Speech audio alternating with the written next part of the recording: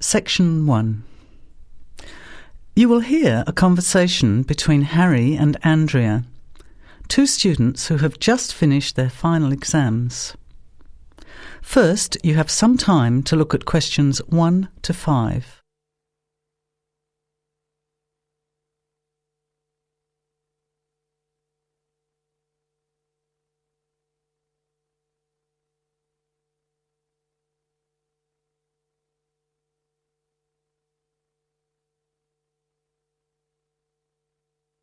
Notice that an example has been done for you.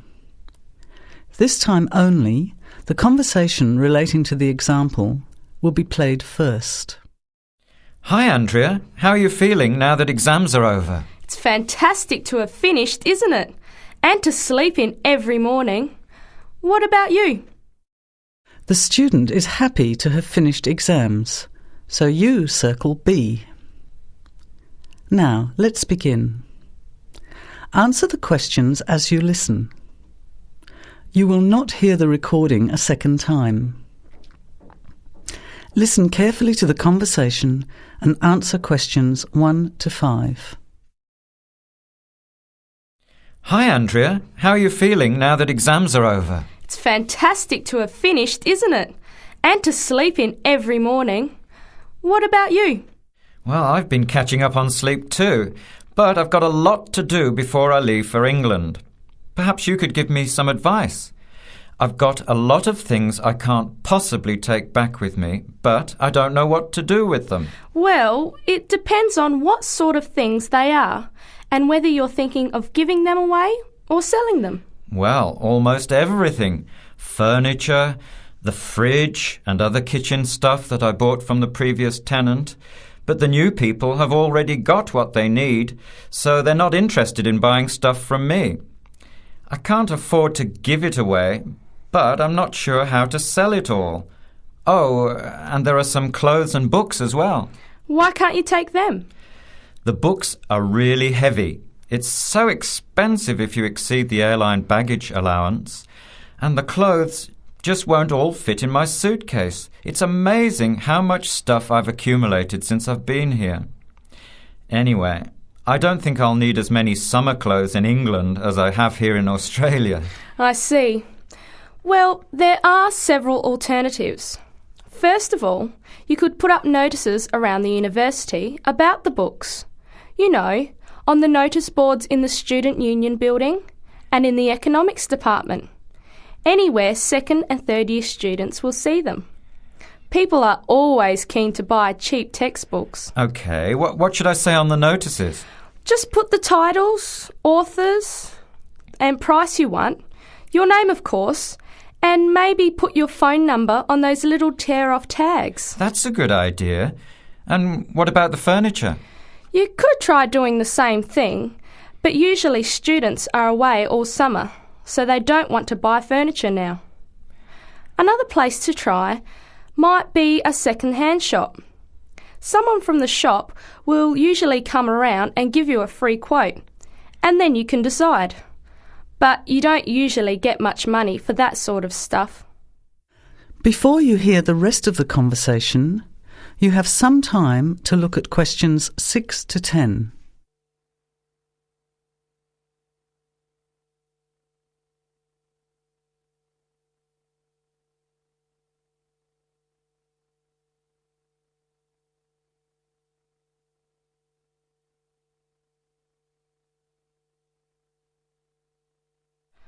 Another alternative is to put an advertisement in the Trading Post. Do you know that paper? It comes out every week advertising things people want to sell. You have to pay to put the advert in and then hope people phone. Give them as much information as possible, and if they're interested, invite them to come and have a look. The hard part is agreeing on a price. No, I haven't seen the Trading Post, but I should have a look at it. And I could advertise the fridge, the microwave and the furniture.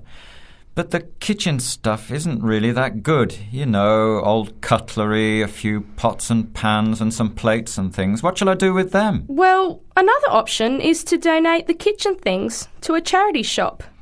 You know, like the Salvation Army or St. Vincent de Paul?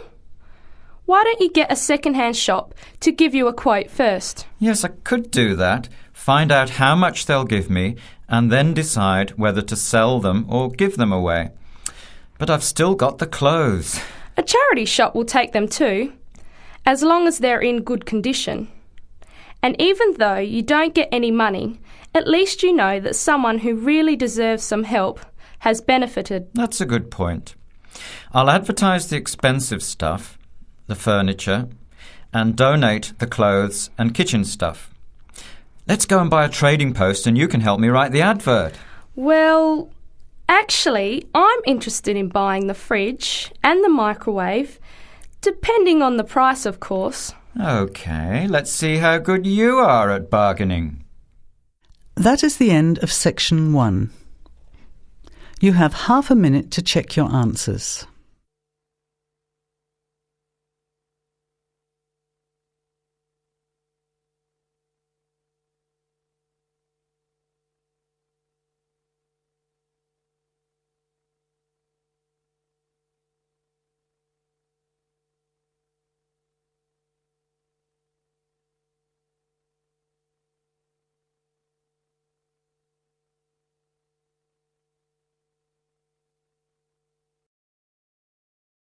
Now, turn to section 2. Section 2.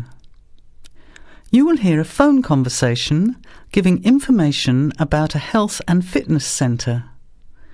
Before you hear the talk, you have some time to look at questions 11 to 16.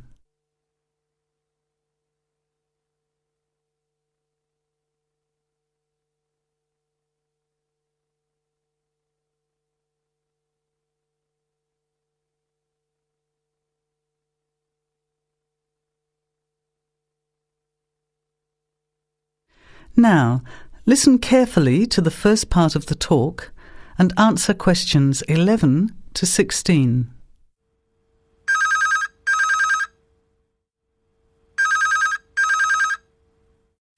Hello? Hello, is that Miss Heidi Jones? Yes? Good morning, Miss Jones. I'd like to take a few minutes of your time to tell you about the Seven Oaks Health and Fitness Centre, which is in your suburb. Would that be convenient? OK. Well, the centre's not far from you. It's on the corner of Marion Street and Giles Street and has a large car park. It's open every day of the week, opening on weekdays at 6 a.m. and at 9 a.m. at the weekend. It closes at 9:30 p.m. Monday to Friday and on Saturday at 4 p.m. and Sunday at 2 p.m. We also have childcare Monday to Saturday from 9 in the morning until midday for a small extra charge, so you can leave your children in safe hands while you attend one of our classes, or perhaps have a swim, or if you just want to relax in the spa and sauna or steam room. Talking of classes, we have a very wide range which are designed to suit all different levels of fitness and individual needs. I mentioned the pool just now. Well, in addition to swimming laps or just relaxing, we also offer aqua aerobic classes, which are 45-minute classes that use the therapeutic effects of water. This provides a very safe and effective exercise and is suitable for all fitness levels, as well as being a lot of fun. Many people who haven't been exercising for a while start in the aqua classes, as do people who need to take care after hospital surgery, for example. These classes are very popular and are scheduled every weekday, Monday to Friday, and on Saturday afternoon and Sunday morning. Another very popular activity in the pool area is learning to swim, and these swimming classes are held at 4 p.m. every weekday and in the mornings at the weekend. By the way, they're open to both adults and children of any age. Before the talk continues, you have some time to look at questions 17 to 20.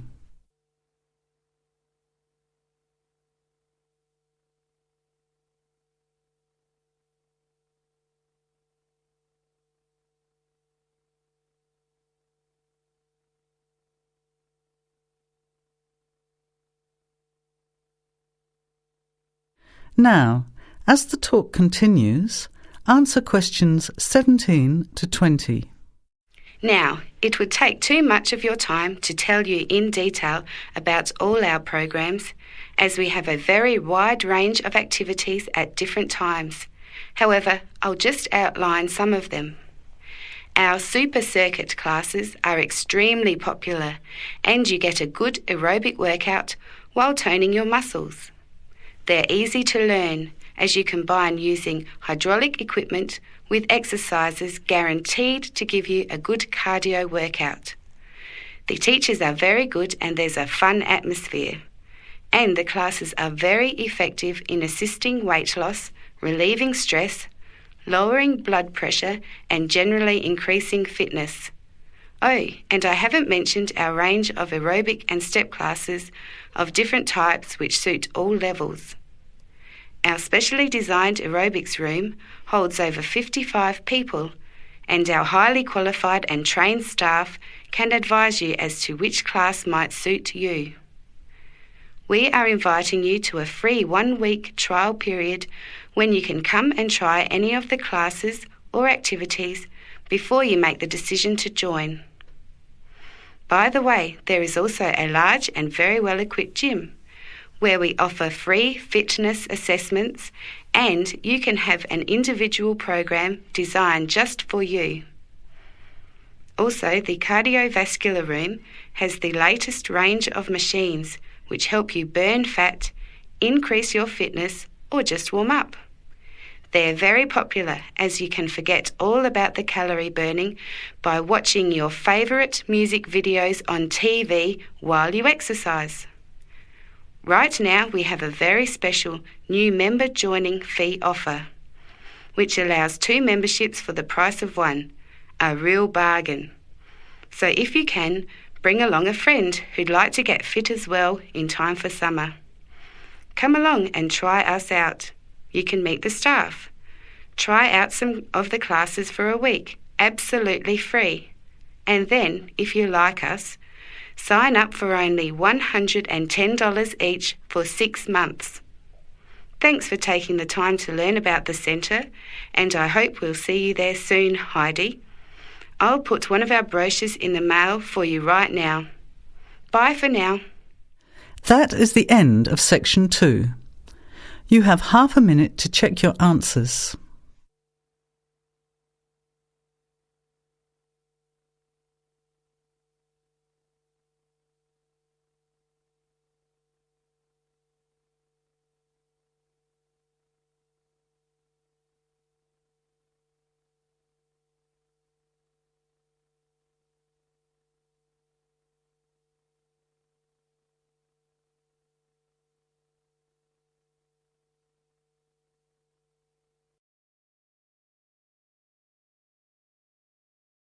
Now, turn to section 3.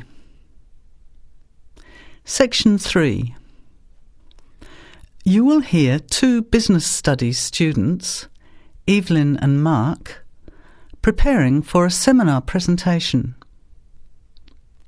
Before you hear the conversation, you have some time to look at questions 21 to 25.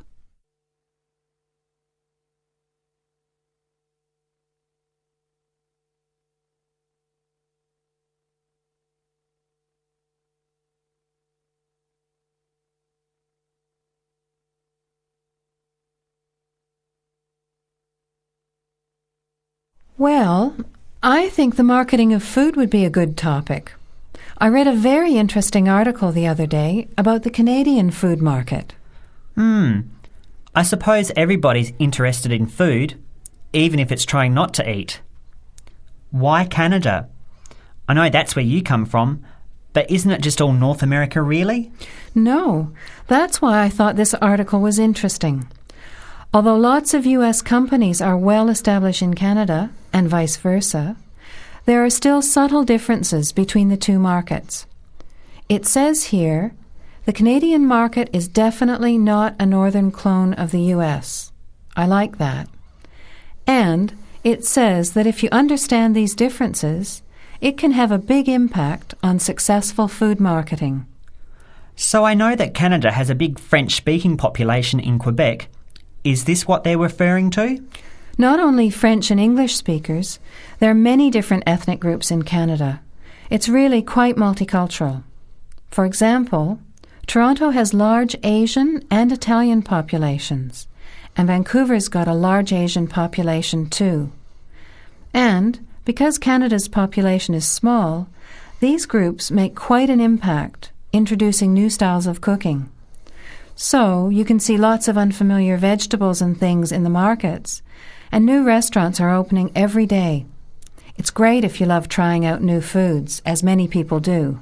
Which kinds of food are becoming popular? Well, some Asian food, I'd say, has been popular for quite a while, like Chinese. But now, Southeast Asian restaurants are becoming very fashionable. Then there's Mediterranean, of course, such as Greek, Italian, and so on. But Caribbean and Mexican food is really taking off among young people these days. So are the supermarkets starting to stock the ingredients that are needed to prepare these foods at home? You know, all those unusual condiments and sauces. Yes, that's right. It's quite interesting going to the supermarket, isn't it? And noticing how they're introducing sections for foods of different nationalities. You can buy quite exotic products locally these days. The article mentioned that 80% of the Canadian retail market is controlled by 8 major national supermarket chains, so that when they introduce changes, they can happen quite rapidly. OK. Well, how are we going to organise this seminar then? I made some notes on the trends in the Canadian market, about changing tastes, and also patterns for where food is consumed. I thought maybe we could summarize it into a chart or table, and maybe use the overhead projector to present it. Good idea. Maybe I could have a look for similar trends and tastes in Australia and the UK for comparison. Let's have a look at what you found. Before the conversation continues, you have some time to look at questions 26 to 30.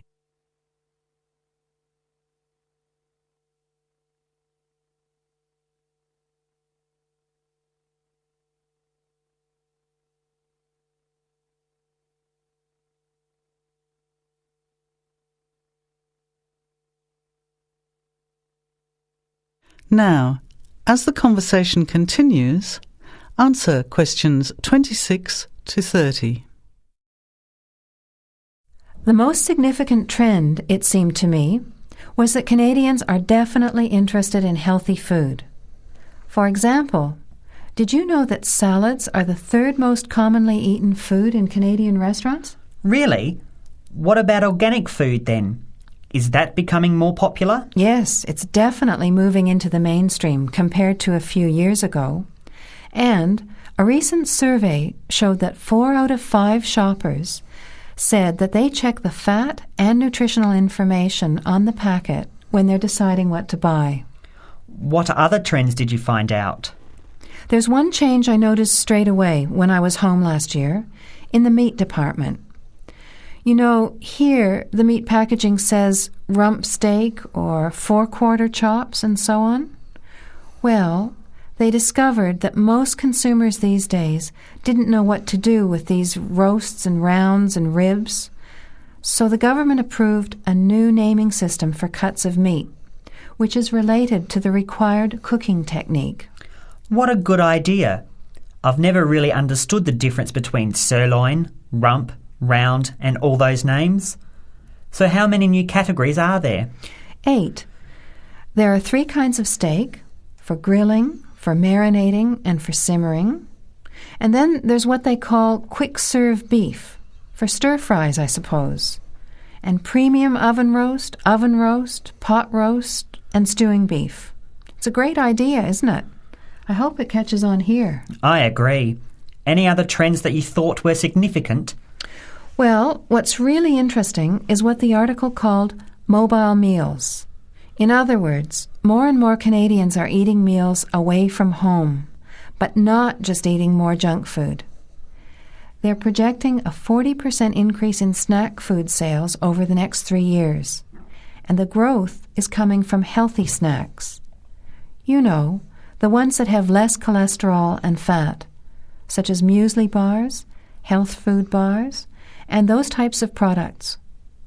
Apparently, in the food marketing jargon, they're called nutritious portable foods, which means healthy snacks. The other major trend is that young people are doing more of the food shopping these days, so marketing has to be aimed more at them, as well as more conventionally at the mother. Thanks, Evelyn. I think we'll have an interesting discussion about these trends and the comparisons with other English-speaking countries.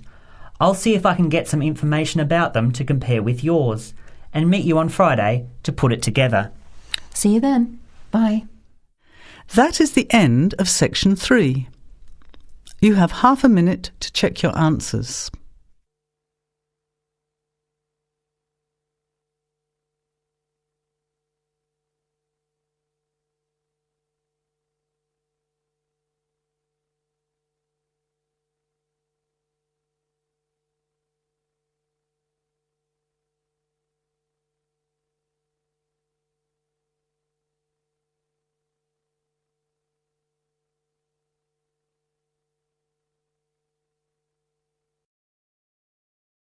Now, turn to section 4. Section 4. You will hear a talk given by Dr. Miranda James. First, you have some time to look at questions 31 to 35.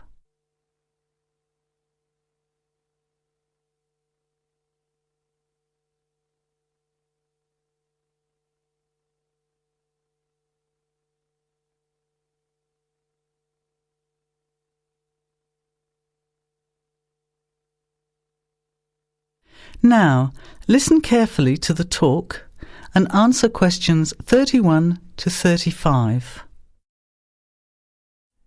Good afternoon, everybody, and welcome to the first in a series of talks we have arranged for the Overseas Students Association this semester. Dr. James has very kindly agreed to speak to us today on the topic of public speaking, and judging from the large numbers of you here, it's clearly a subject of great interest and relevance. Dr. James. Hello. It's good to see so many of you here, and hopefully what I'm going to tell you will be useful to you both here at the university and in your future employment. Many people avoid speaking publicly, by which I mean in front of, say, 10 or more people.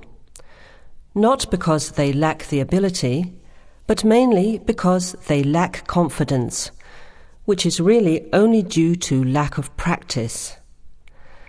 Today, as a consequence of the influence of television, audiences expect speakers to be relatively brief and to the point, in addition to being well-informed and interesting or entertaining.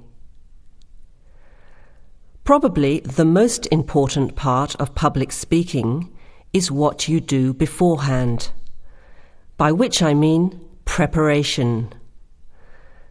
This includes practical details, such as knowing precisely what your topic is and exactly how long you are expected to talk for. You should also plan the content thoroughly. A good strategy is to write out the content as you intend to say it, and then make brief notes, preferably on small cards, which you use to talk from. This way you sound more natural. You incorporate pauses while you look at your notes, and you can then look at your audience while you are speaking. Never read your speech without looking at the audience. Eye contact is a very important part of communicating with an audience. So deliberately move your head and look around at your audience. Pauses are important, as most people, when they are nervous, tend to rush through their speech. Now you have some time to look at questions 36 to 40.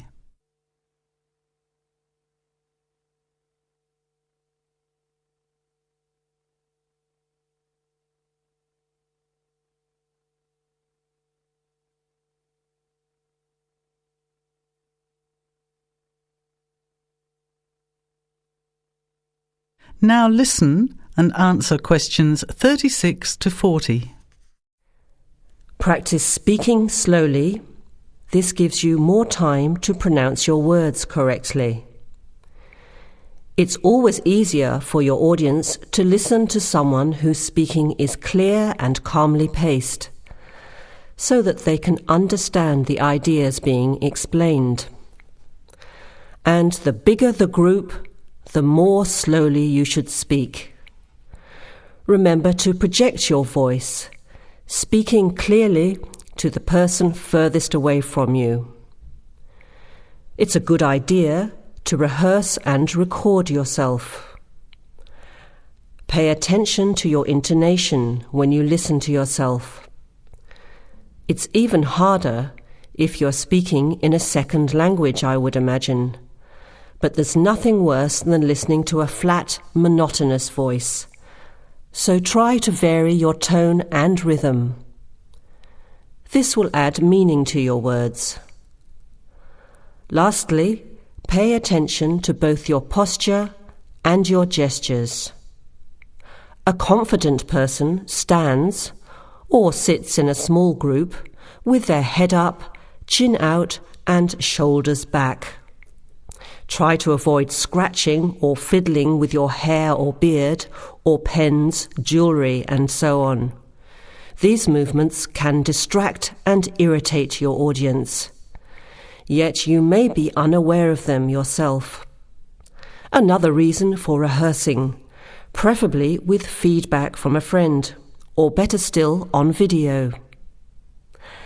I hope these few tips will make your experience of speaking in public a little easier. Remember, practice makes perfect. That is the end of section 4. You now have half a minute to check your answer.